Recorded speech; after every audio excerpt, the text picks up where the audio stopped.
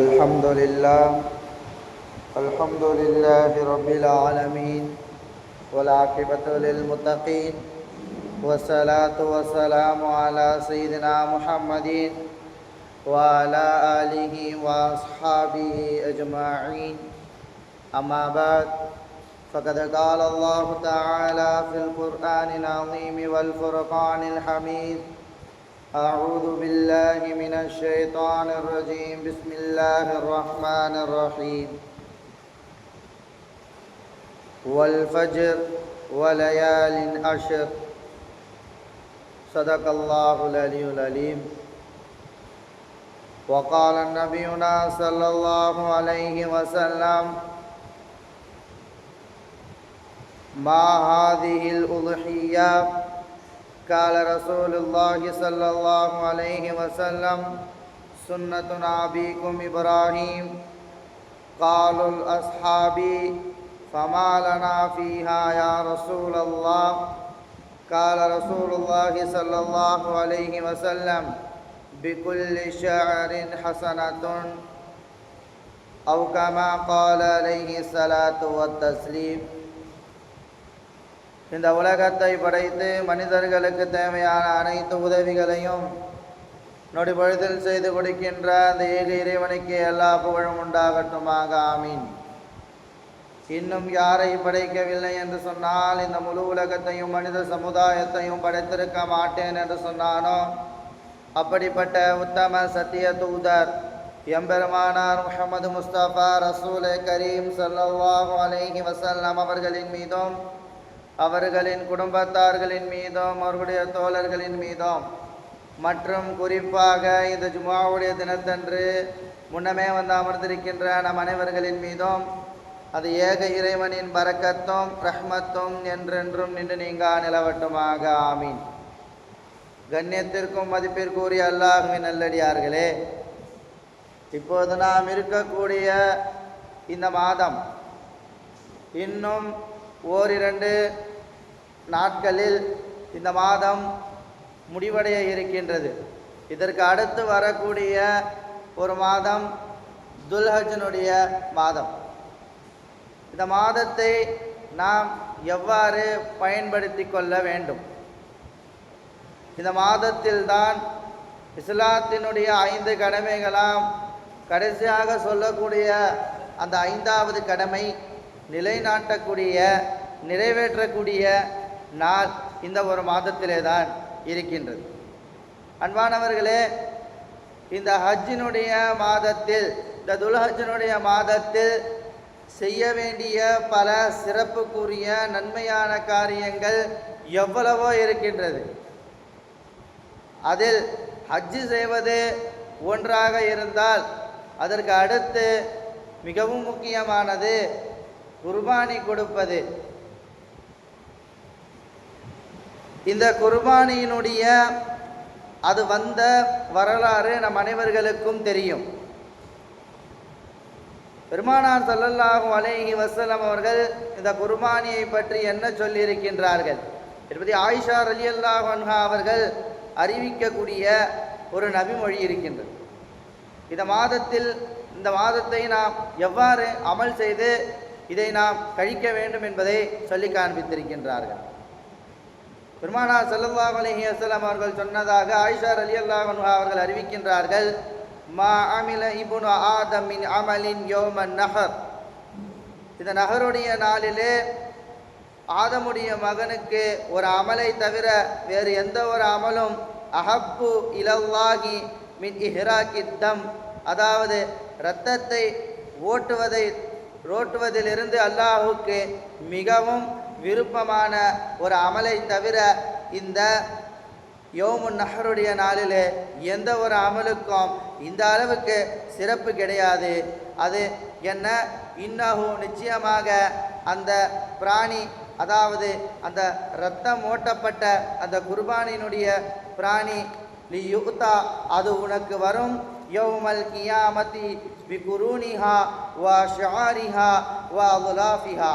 அதனுடைய நகங்களும் அதனுடைய கொம்புகளும் அவைகளுடைய ரோமங்களும் உனக்கு அது உதவி செய்யக்கூடியதாக வரும். நிச்சயமாக அந்த பிராணியை நீங்கள் அறுக்கும் பொழுது உங்களுடைய உள்ளத்தில் ஒரு வகையான கவலை வருகின்றதா? அடுத்து பெருமானார் ஸல்லல்லாஹு அலைஹி வஸல்லம் அவர்கள் சொன்னார்கள், இன்னத்தமா லியகா மினல்லாஹி மகானன், அதாவது அந்த இரத்தம் அது வடிந்து கீழே செல்வதற்கு முன்னால் கபல ஐயகாஃபில் அர், அது பூமியை அந்த இரத்தம் தொடுவதற்கு முன்னால் அந்த பிராணியினுடைய உயிர் அல்லாஹ்வினிடத்தில் சென்று விடுகின்றது என்று பெருமானார் ஸல்லல்லாஹு அலைஹி வஸல்லம் அவர்கள் சொல்லிவிட்டு அந்த நபிமொழியை முடித்தார்கள். ஃபதையிபு பிஹா நஃப்ஸன், உங்களுடைய உள்ளத்தை பரிசுத்தமானதாக ஆக்கிக் கொள்ளுங்கள், உங்களுடைய உள்ளத்தை நல்லதாக நீங்கள் ஆக்கிக்கொண்டு இந்த ஒரு காரியத்தில் நீங்கள் ஈடுபடுங்கள் என்று பெருமானார் ஸல்லல்லாஹு அலைஹி வஸல்லம் அவர்கள் சொன்னதாக ஆயிஷா ரலியல்லாஹு அன்ஹா அவர்கள் நமக்கு அறிவிக்கின்றார்கள். அன்பானவர்களே, இந்த மாதத்தில் நாம் செய்யக்கூடிய அமல்களிலேயே மிகவும் சிறந்த அமல் குர்பானி கொடுப்பது, இறைவனுக்காக பிராணியை அறுப்பதாகும். அந்த விஷயத்தில் நாம் எல்லாம் சற்று முனைப்பாகவும் ஆர்வத்துடனும் செயல்பட வேண்டும். இப்படி பெருமானார் ஸல்லல்லாஹு அலைஹி வஸல்லம் அவர்கள் சொன்ன இந்த விஷயத்தை கடைபிடிக்கக்கூடிய பாக்கியத்தை அல்லாஹ் ரப்புல் ஆலமீன் நம் அனைவர்களுக்கும் தர வேண்டும். வேறொரு நபிமொழியிலே சஹாபாக்கள் இந்த விஷயத்தை சொன்ன பொழுது பெருமானார் ஸல்லல்லாஹு அலைஹி வஸல்லம் இடத்திலே ஒரு கேள்வியை கேட்டார்கள். அல்லாஹ்வின் தூதர் அவர்களே, இதற்கு இந்த அளவிற்கு நன்மை இருக்கின்றது என்றால், ஒரு முஜாஹித், ஒரு போராளி, அவர் போருக்கு சென்று இறந்து விட்டாரே, அவரை விடவா இந்த குர்பானி கொடுப்பதற்கு இவ்வளவு சிறப்பு என்று சஹாபாக்கள் கேட்டதற்கு பெருமானார் ஸல்லல்லாஹு அலைஹி வஸல்லம் அவர்கள் சொல்லி காண்பித்தார்கள். நிச்சயமாக யார் ஒருவர் தன்னுடைய பொருளையும் தன்னுடைய நப்சையும் தன்னுடைய உடையலையும் அந்த போரிலே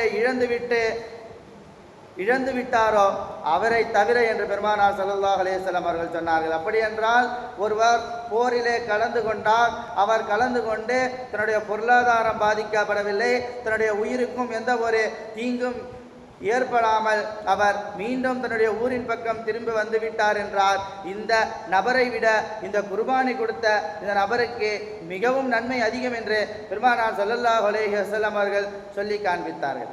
அன்பானவர்களே, இப்படி நாம் செய்யக்கூடிய அமல்களிலேயே இந்த மாதத்தில் மிகவும் சிறப்பான ஒரு அமல், ஒரு நல்ல ஒரு அமல் எதுவென்றால் குர்பானி கொடுப்பதாகும். அப்படி இந்த குர்பானியை நாம் ஒரு 5 வகையாக தரம் பிரிக்கலாம். முதலிலே குர்பானி வந்த வரலாறு நம் அனைவர்களுக்கும் தெரியும். எல்லா மஸ்ஜிதுகளிலேயும் எல்லா ஊர்களிலேயும் இந்த துல்ஹஜ்ஜினுடைய மாதம் வந்துவிட்டால் அதை சொல்லாமல் முதல் ஜும்மா ஆரம்பமாகாது. அதனால் இந்த இடத்தில் நாம் அதை மட்டும் விட்டுவிட்டு இரண்டாவதான விஷயத்தை பார்ப்போம். குர்பானி பிராணியை தேர்வு செய்யக்கூடிய முறை. மூன்றாவது, குர்பானி பிராணியில் கூட்டு சேருதல், அதாவது கூட்டு குர்பானி கொடுக்குறாங்க இல்லையா, அந்த கூட்டு குர்பானி. நான்காவது, குர்பானி பிராணியின் ஒழுக்கங்கள், குர்பானி பிராணியை எவ்வாறு கையாள வேண்டும், அதை எவ்வாறு நாம் அதனுடன் நடந்து கொள்ள வேண்டும் என்பது சம்பந்தமான ஒழுக்கங்கள். ஐந்தாவது, இது மிகவும் முக்கியமானது, குர்பானி பிராணியில் இருக்கக்கூடிய மூட நம்பிக்கைகள். இப்படி ஒரு 5 வகையாக இந்த குர்பானியை நாம் பங்கு பிரிக்கலாம். முதலில் சொன்ன அந்த விஷயத்தை மாத்திரம் விட்டுவிட்டு இரண்டாவது குர்பானி பிராணிகளினுடைய அதை தேர்வு செய்யக்கூடிய முறை. நம்மில் அதிகமான நபர்களுக்கு தெரிந்தது தான், குர்பானி கொடுப்பதற்கு தகுதியான பிராணிகள் ஆடு, பயில், அடுத்து ஒட்டகம். இந்த இடத்துல நம்ம அந்த வார்த்தையை மட்டும் பயில் அப்படின்னு சொல்லிக்கலாம். ஏன்னா அதை சொல்வதனால் மற்றவர்களுடைய உள்ளம் பாதிக்கப்படும் என்பதன் காரணமாக அதை மட்டும் நாம் பேர் சொல்லாமல் அதை நாம் பயில் என்றே சொல்லிக்கொள்ளலாம். பயில்னா எல்லாருக்கும் தெரியும்னு நினைக்கிறேன். இந்த 3ஐ தவிர்த்து மீதி எந்த ஒரு பிராணியையும் குர்பானி கொடுக்க கூடாது. அடுத்து, இந்த 3 பிராணிகளை எவ்வாறு தேர்வு செய்ய வேண்டும்? முதலில் பெருமானார் ஸல்லல்லாஹு அலைஹி வஸல்லம் அவர்கள் சொன்னார்கள், சம்மினு லஹாயாக்கும், உங்களுடைய பிராணிகளை எல்லாம் நீங்கள் நன்கு கொழுத்ததாக ஆக்கிக் கொள்ளுங்கள். ஃபஇன்னஹா அலா சிராத்தில் மதாயாக்கும், நிச்சயமாக இது உங்களுக்கு நாளை அந்த கடினமான நேரத்தில் இது உங்களுக்கு மிகவும் உதவி செய்யக்கூடிய பிராணிகளாக இது உங்களுக்கு வரும் என்று பெருமானார் ஸல்லல்லாஹு அலைஹி வஸல்லம் அவர்கள் சொல்லி காண்பித்தார்கள். ஏன் இந்த இடத்துல உங்களுடைய பிராணிகளை நீங்கள் நல்லதாகவும் கொழுத்ததாகவும் ஆக்கிக்கொள்ள வேண்டும்? பெருமானார் ஸல்லல்லாஹு அலைஹி வஸல்லம் அவர்கள் சொன்ன அந்த விஷயத்திற்கு முஹத்திஸீன்கள் தஃப்சீர் ஹதீஸை விரிவுரை ஆய்வு செய்யக்கூடிய அந்த ஆய்வாளர்கள் சொல்லி காண்பிக்கின்றார்கள்.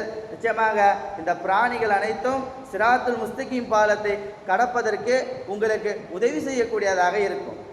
நீங்கள் அவைகளின் மூலமாக நல்ல பிராணிகளை தேர்வு செய்திருந்தால் நிச்சயமாக அது உங்களை அந்த சிராத்துல் முஸ்தகீம் பாலத்திலே இலகுவாக மிகவும் லேசாக உங்களை அது கடந்து கூட்டிச் செல்லும்.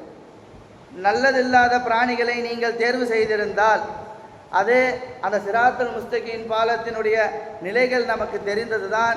மிக மெல்லிய முடியினுடைய அளவை விட மிகவும் குறைவான அந்த அளவை அவைகளால் தாங்கிக் கொள்ள முடியாது. ஆகையால் இந்த பிராணியை நீங்கள் நல்லதாகவும் கொழுத்ததாகவும் ஆக்கிக் கொள்ளுங்கள் என்று பெருமானார் ஸல்லல்லாஹு அலைஹி வஸல்லம் அவர்கள் சொன்ன அந்த விஷயத்தை முஹத்திஸீன்கள் நமக்கு இப்படி விரிவுரை தருகின்றார்கள். அடுத்து பெருமானார் ஸல்லல்லாஹு அலைஹி வஸல்லம் அவர்கள் எப்படி குர்பானி பிராணியை தேர்வு செய்தார்கள்? முதலில் அதை நாம் பார்க்க வேண்டும். பெருமானார் ஸல்லல்லாஹு அலைஹி வஸல்லம் அவர்கள் அறுத்த 2 ஆடுகளை பற்றி ஹதீஸிலே வருகின்றது. பெருமானார் ஸல்லல்லாஹு அலைஹி வஸல்லம் அவர்கள் நபி ஸல்லல்லாஹு அலைஹி வஸல்லம் நபி ஸல்லல்லாஹு அலைஹி வஸல்லம் அவர்கள் உலுஹியா பிராணியை, அதாவது குர்பானி பிராணியை அறுத்தார்கள். பிகபஷைனி அம் லஹைனி அக்ரபைனி, அதாவது மிகவும் அழகான கொம்புடைய வளர்ந்த ஒரு ஆட்டை பெருமானார் ஸல்லல்லாஹு அலைஹி வஸல்லம் அவர்கள் அறுத்தார்கள். அந்த 2ஐயும் தன்னுடைய தபஹுமா, அந்த 2ஐயும் அவருடைய கையினால் அவர்கள் அறுத்தார்கள் என்று ஹதீஸிலே நம்மால் பார்க்க முடிகின்றது. இந்த இடத்திலே பெருமானார் ஸல்லல்லாஹு அலைஹி வஸல்லம் அவர்கள் தேர்வு செய்த அந்த குர்பானி பிராணியினுடைய தன்மைகளை பற்றி நாம் பார்க்க வேண்டும். பெருமானார் ஸல்லல்லாஹு அலைஹி வஸல்லம் அவர்கள் நல்ல வளர்ந்த ஒரு ஆட்டை தேர்வு செய்தார்கள். அது மட்டுமல்லாமல் நல்ல கொம்புடைய ஒரு ஆட்டை தேர்வு செய்தார்கள். அது மட்டுமல்லாமல் அம்லஹைன் என்று சொன்னால் அது வெள்ளையான ஆடு. இருப்பினும் அந்த ஆட்டிலிடத்திலே அங்கங்கே சிறு சிறு இடத்திலே கருப்பு நிறம் பூசப்பட்டது போன்று பார்ப்பதற்கு மிகவும் அழகாக இருக்கக்கூடிய ஒரு வகையான ஆட்டை பெருமானார் ஸல்லல்லாஹு அலைஹி வஸல்லம் அவர்கள் அறுத்தார்கள் என்று நபிமொழிகளின் மூலமாக, ஹதீஸ்களின் மூலமாக நம்மால் பார்க்க முடிகின்றது. அப்படி என்றால் ஆட்டை அல்லது வேறு ஏதேனும் நம் மேலே சொன்ன அந்த 3 பிராணிகளை நாம் வாங்க நாடினால் பெருமானார் ஸல்லல்லாஹு அலைஹி வஸல்லம் அவர்கள் நமக்கு காட்டி தந்த அந்த வழியிலே நாம் வாங்க வேண்டும். அடுத்து ஆட்டை ஒருவர் குர்பானி கொடுக்க நாடினால் அதை அவர் எப்படி தேர்வு செய்வார்? ஆட்டிற்கு 1 வருடம் பூர்த்தியாகி இருக்க வேண்டும். அல்லது 1 வருடம் பூர்த்தியாக இல்லாத ஆடாக இருந்தால் அதை குர்பானி கொடுக்கக்கூடாது. ஆனால் செம்பரி ஆட்டிற்கு மாத்திரம் இதில் இருந்து ஒரு வகையான அனுமதி இருக்கின்றது. செம்பரி ஆட்டிற்கு மாத்திரம் 6 மாத குட்டிக்கு 1 வருட தோற்றம் இருந்தால் அதை குர்பானி கொடுக்க மார்க்கம் அனுமதிக்கின்றது. 2வது பயில், நாம் முதலே சொன்னது போலத்தான் இந்த பயிலிற்கு 2 வருடங்கள் பூர்த்தியாகி இருக்க வேண்டும். சரி, பயிலுன்னு நம்ம சொல்கிறோமே, எல்லா வகையான பயிலையும் நாம் இது பண்ணலாமா, குர்பானி கொடுக்கலாமா அப்படின்னு பார்த்தா எல்லா வகையான பயிலையும் குர்பானி கொடுக்கலாம். ஆனால் பயிலுக்கு 2 வருடங்கள் பூர்த்தியாகி இருக்க வேண்டும். 3வது ஒட்டகத்திற்கு 5 வருடங்கள் பூர்த்தியாகி இருக்க வேண்டும். இந்த வயது வரம்புகளுக்கு உட்பட்ட பிராணிகளை குர்பானி கொடுப்பது என்பதை மார்க்கம் கடுமையாக தண்டிக்கின்றது. அடுத்து குர்பானிக்கு அனுமதி இல்லாத பிராணிகள். யார் ஒருவர் ஒரு ஆட்டை குர்பானி கொடுக்க நாடுகின்றாரோ அந்த ஆட்டினுடைய தன்மைகள் எப்படி இருக்க வேண்டும் என்பதை பார்க்க வேண்டும். இந்த பிராணிகள் எல்லாம் எப்படி இருக்கிறது என்பதை பார்க்க வேண்டும். ஒரு ஆடு அதை இருக்கும் இடத்திலிருந்து வீட்டில் வச்சிருக்கிறோம், குர்பானி கொடுக்கறதுக்காக அறுக்கிறதுக்கு வேற ஒரு இடத்துக்கு கொண்டு போனோம். அந்த ஆட்டை கூட்டிக்கிட்டு நடக்க வச்சு இட்டுட்டு போனால் அதனால் நடந்து வருவதற்கு கூட சத்தில்லாத ஆட்டையோ அல்லது மேலே சொன்ன அந்த ஒட்டகத்தையோ பயிரையோ அறுப்பது என்பது கூடாது. ஏனால் தனக்கென்று சுயமாக சக்தி இல்லாத பிராணியை அறுப்பதை மார்க்கம் மிகவும் அதை கண்டிக்கின்றது. அடுத்து 3 கால்களால் நடக்கக்கூடிய பிராணிகளை அறுப்பது என்பது மிக கூடானதாக இருக்கும். ஒரு கால் தொங்க வைத்து கொண்டு அல்லது பூமியிலே தேய்த்து கொண்டு இழுத்து கொண்டு வரக்கூடிய அந்த பிராணியையும் அறுப்பதை மார்க்கம் கண்டிக்கின்றது. அடுத்து குட்டி போட்டு பால் கொடுத்து கொண்டு இருக்கக்கூடிய அந்த ஆட்டையோ அந்த பிராணியையோ அறுப்பதை மார்க்கம் கடுமையாக தண்டிக்கின்றது. ஏனென்றால் இது சம்பந்தமாக ஒரு ஹதீஸும் நமக்கு இருக்கின்றது. பெருமானார் ஸல்லல்லாஹு அலைஹி வஸல்லம் அவர்கள் ஒரு சஹாபியினுடைய வீட்டுக்கு செல்கின்றார்கள். அப்போது அந்த சஹாபி பெருமானார் ஸல்லல்லாஹு அலைஹி வஸல்லம் அவர்களுக்கும் மற்ற தோழர்களுக்கும் உணவு ஏற்பாடு செய்து தருகின்றார்கள், விருந்தை தயார் செய்கின்றார்கள். அப்பொழுது ஆட்டை ஈன்ற ஒரு குட்டியை அறுப்பதற்காக கத்தியை தீட்டினார்கள். உடனே பெருமானார் ஸல்லல்லாஹு அலைஹி வஸல்லம் அவர்கள் அந்த சஹாபியிடத்திலே சென்று, இதை பால் தரக்கூடிய இந்த ஆட்டை அறுப்பதை விட்டும் நான் உங்களை எச்சரிக்கின்றேன் என்று பெருமானார் ஸல்லல்லாஹு அலைஹி வஸல்லம் அவர்கள் சொல்லி காண்பித்தார்கள். இந்த இடத்திலே ஆட்டை அறுப்பது அது குர்பானியினுடைய சட்டமாக இருந்தாலும் இது போன்ற நிபந்தனைகள் இருக்கக்கூடிய அந்த பிராணிகளை நீங்கள் அறுக்கக்கூடாது என்று பெருமானார் ஸல்லல்லாஹு அலைஹி வஸல்லம் அவர்கள் சொல்லி காண்பித்தார்கள். அது மட்டுமல்லாமல் கொம்பும் காதும் 3 ஒரு பகுதி அறுபட்டு இருந்தால் அதை நீங்கள் அறுக்கக்கூடாது என்று பெருமானார் ஸல்லல்லாஹு அலைஹி வஸல்லம் அவர்கள் சொல்லி காண்பித்திருக்கின்றார்கள். ஏன் இந்த அளவிற்கு குர்பானிக்கு முக்கியத்துவம் தந்திருக்கின்றார்கள்? நாம் மேலே சொன்னது போலத்தான், சம்மினு லஹாயாக்கும், உங்களுடைய குர்பானி பிராணியை நீங்கள் நல்லதாக ஆக்கிக் கொள்ளுங்கள் என்று பெருமானார் ஸல்லல்லாஹு அலைஹி வஸல்லம் அவர்கள் சொல்லி காண்பித்திருக்கின்றார்கள்.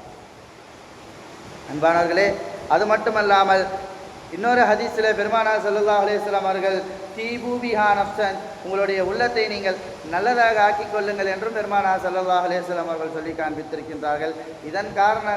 இதன் காரணமாகத்தான் குர்பானி பிராணியை நீங்கள் அறுக்கும் பொழுது அதனுடைய விஷயத்தில் நீங்கள் மிகவும் கவனமாக இருக்க வேண்டும் என்று சொல்லி காண்பிக்கப்பட்டுள்ளது. 3வது, குர்பானி பிராணியின் கூட்டு சேருதல், கூட்டு குர்பானி. இன்று கூட்டு குர்பானி என்ற பெயரில் அங்கங்கே பல குழப்பங்களும் பல மோசடிகளும் நடந்து கொண்டிருப்பதை சமூக வலைதளங்களின் மூலமாக நம்மால் பார்க்க முடிகின்றது. ஒரு கூட்டு குர்பானியினுடைய பங்கு 7ஆக நிர்ணயிக்கப்படுகின்றது. அந்த 7ல் ஒரு பங்கினுடைய விலை 4000ஆக நிர்ணயிக்கப்பட்டு 7 பங்கினுடைய விலையை 28,000 ரூபாயாக நியமித்து அதில் 20,000 ரூபாய்க்கு ஒரு மோசமான நிலை, அந்த குர்பானிக்கே தகுதியற்ற ஒரு வகையான ஒரு பிராணியை, ஒரு பயிலை வாங்கி அதை அவர்கள் அறுக்க தயாராகிவிட்டு மீதம் இருக்கக்கூடிய அந்த 8,000ல் 3,000 அறுக்கக்கூடிய அந்த ஆட்கூலிக்கு கொடுத்து விட்டு 5,000 அவருடைய சொந்த தேவைக்காக அவர்கள் செலவு செய்கின்றார்கள். இன்று இதுபோல பல மோசடிகள் கூட்டு குர்பானியிலே நடந்து கொண்டுதான் இருக்கின்றது. அன்பானவர்களே, கூட்டு குர்பானி என்பது அதை 2 விஷயத்திற்கு மாத்திரம்தான் செய்ய வேண்டும். ஒன்று பயில், இன்னொன்று ஒட்டகம். இதனுடைய பங்கினுடைய எண்ணிக்கை என்பது 7. குர்பானியை நாம் 5 வகையாக பிரிக்கலாம். முதலில் ஆட்டை குர்பானி கொடுக்கலாம், பயிலை குர்பானி கொடுக்கலாம், ஒட்டகத்தை குர்பானி கொடுக்கலாம். 4வது பயிலில் 7ல் ஒரு பங்கு, அடுத்து ஒட்டகத்தில் 7ல் ஒரு பங்கு. 5 வகையாக குர்பானியை நாம் நிறைவேற்றலாம். இன்று பெருமானார் ஸல்லல்லாஹு அலைஹி வஸல்லம் அவர்கள் சொல்லி காண்பித்தார்கள், அல் பக்ரத்து அன் சபஅத்தின் வல் ஜஸூரு அன் சபஅத்தின். இந்த ஹதீஸின் மூலமாகத்தான் 7 நபர்கள் என்று குறிப்பிடப்படுகின்றது. சரி, ஒருவர் குர்பானி கொடுக்க தயாராக இருக்கின்றார், அவரிடத்திலே பொருளாதாரம் இருக்கின்றது, இருப்பினும் அவர் கூட்டு குர்பானியிலே சென்று போய் சேர்ந்து விடலாமா என்று பார்த்தால் நிச்சயம் அவர் சேரக்கூடியாது. ஏனென்றால் அஃலலுல் உலுஹியா கொடுப்பதிலேயே சிறந்தது, குர்பானி கொடுப்பதிலேயே சிறந்த பிராணி என்பது அல் கனம் என்று பெருமானார் ஸல்லல்லாஹு அலைஹி வஸல்லம் அவர்கள் சொல்லி காண்பித்தார்கள். ஏன் பெருமானார் ஸல்லல்லாஹு அலைஹி வஸல்லம் அவர்கள் சொல்லி காட்ட வேண்டும்? இந்த நடைமுறை என்பது இப்ராஹிம் அலைஹிஸ்ஸலாம் அவர்களிடத்திலே இருந்து நமக்கு கிடைக்கப்பட்டது. இப்ராஹிம் அலைஹிஸ்ஸலாம் இஸ்மாயில் நபியை அறுக்க முயலும் பொழுது அவரிடத்திலே அந்த இடத்தில் அவரை நகர்த்திவிட்டு அல்லாஹ் ரப்புல் ஆலமீன் அங்கே ஆட்டை தான் எடுத்துக்கொண்டு வந்து கொடுத்தான். மாறாக மாட்டையோ ஒட்டகத்தையோ அல்லாஹ் தரவில்லை.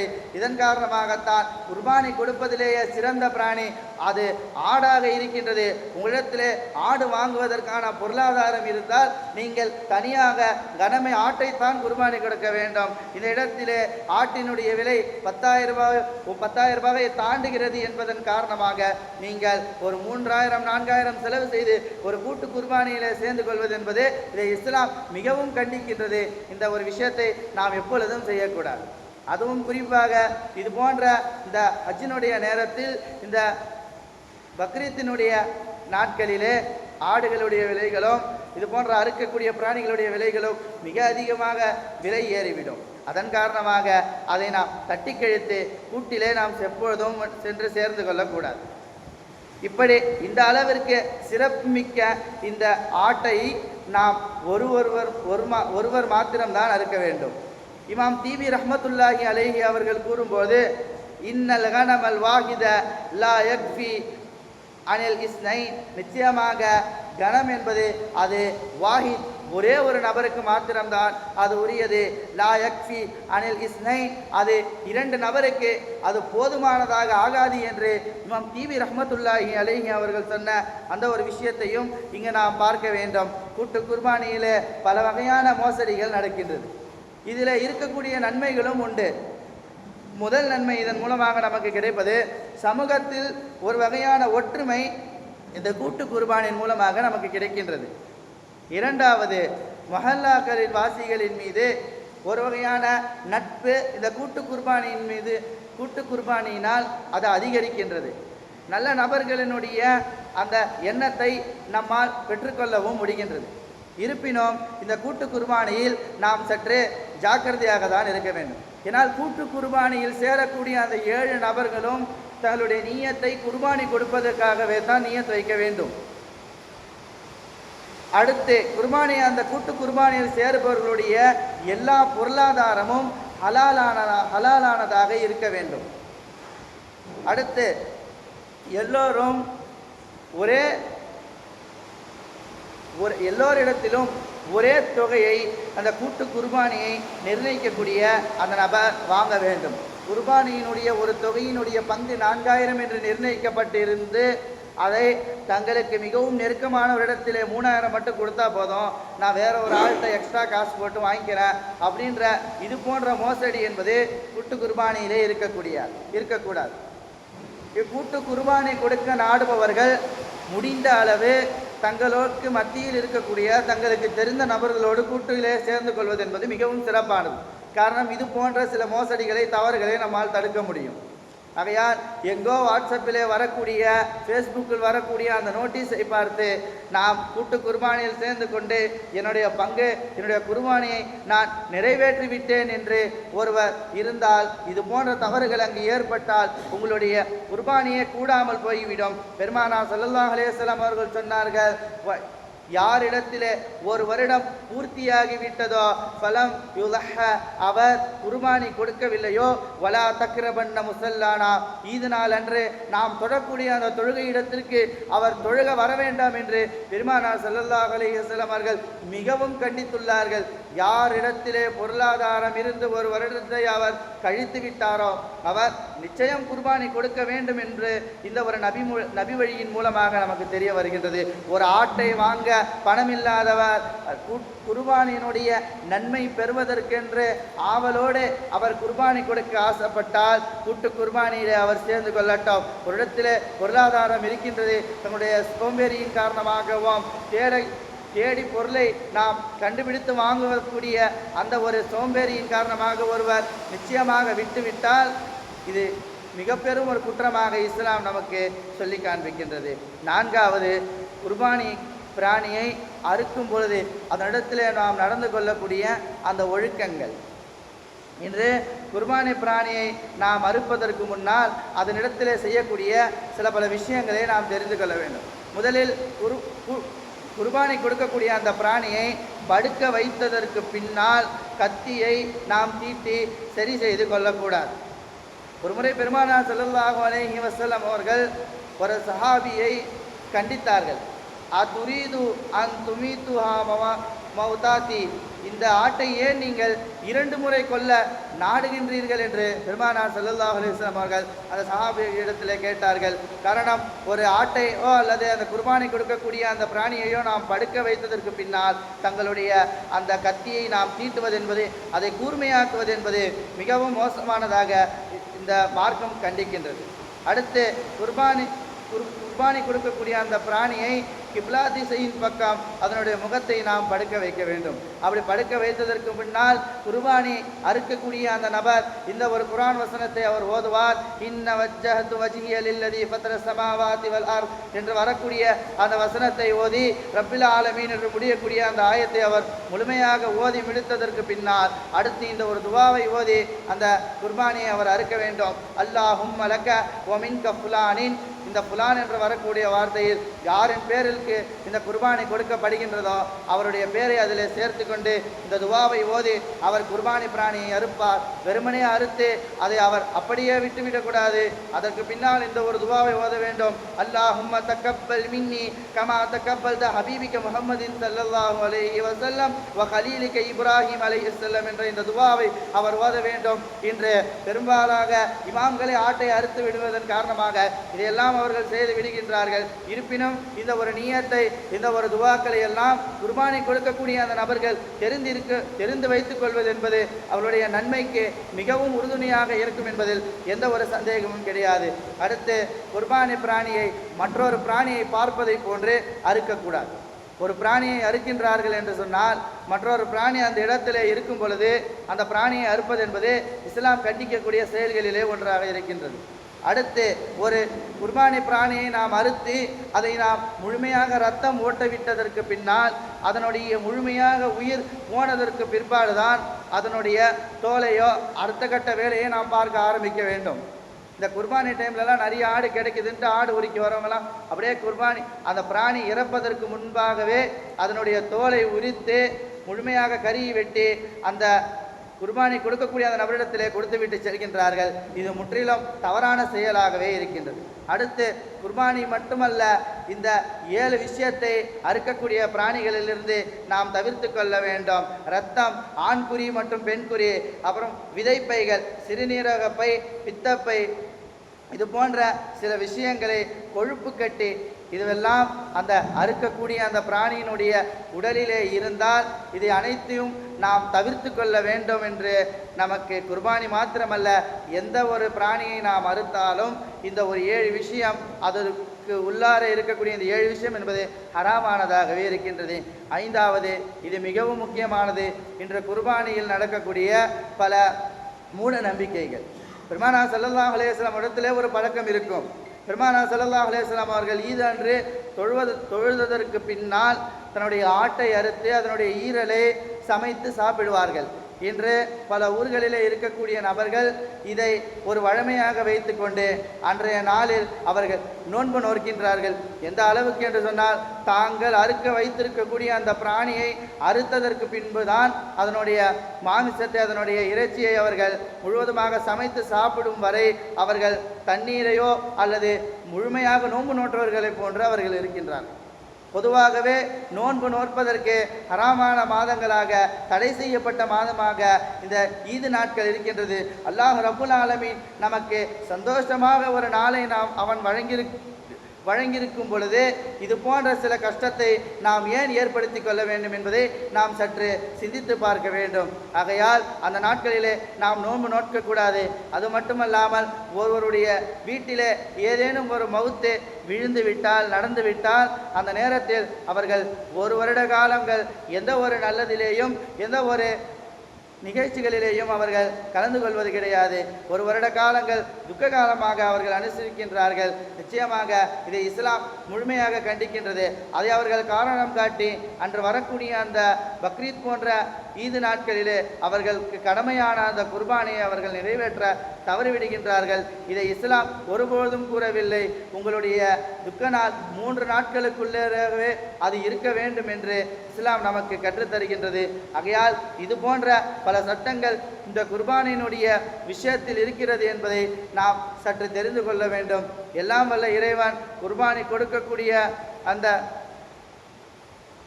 குர்பானை கொடுக்கக்கூடிய அந்த நபர்கள் இந்த துல்ஹஜ்ஜினுடைய மாதம் ஆரம்பித்து விட்டால் அவர்கள் யார் குர்பானை கொடுக்க நாடுகின்றாரோ, யாருடைய பேரில் குர்பானை கடமையாகி இருக்கின்றதோ அவர்கள் நகத்தையும் முடியையும் வெட்டாமல் இருப்பது என்பது முஸ்தஹப். இந்த விஷயத்தை நாம் அனைவர்களும் குர்பானை கொடுப்பவர்கள் நிச்சயமாக அதை கடைபிடிக்க வேண்டும். அடுத்து குர்பானை கொடுக்கக்கூடிய நபர்கள் அவர்கள் குர்பானை கொடுக்கக்கூடிய அந்த பொருளாதாரம் இருந்தும் அவர்கள் குர்பானை கொடுக்கவில்லை என்றால் பெருமானார் ஸல்லல்லாஹு அலைஹி வஸல்லம் அவர்கள் சொன்னார்கள், நாம் தொழக்கூடிய அந்த இடத்திற்கு நீங்கள் வர வேண்டாம் என்று பெருமானார் ஸல்லல்லாஹு அலைஹி வஸல்லம் அவர்கள் சொல்லி காண்பித்திருக்கின்றார்கள். கர்ப்பிணி பெண் இருக்கக்கூடிய வீட்டில் குர்பானை கொடுக்கலாமா என்று இன்று பல சந்தேகங்கள் எழுகின்றன.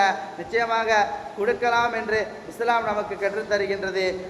ஒரு அறுக்கக்கூடிய நன்கு தெரிந்து அறுக்கக்கூடிய ஒரு பெண்மணியும் உங்கள் வீட்டில் இருக்கின்றார் என்று சொன்னால் மேலே சொன்ன இந்த துவாவை ஓதி அந்த பெண்மணி கூட அந்த குர்பானி பிராணியை அறுக்கலாம் என்பது எந்த ஒரு சந்தேகமும் கிடையாது.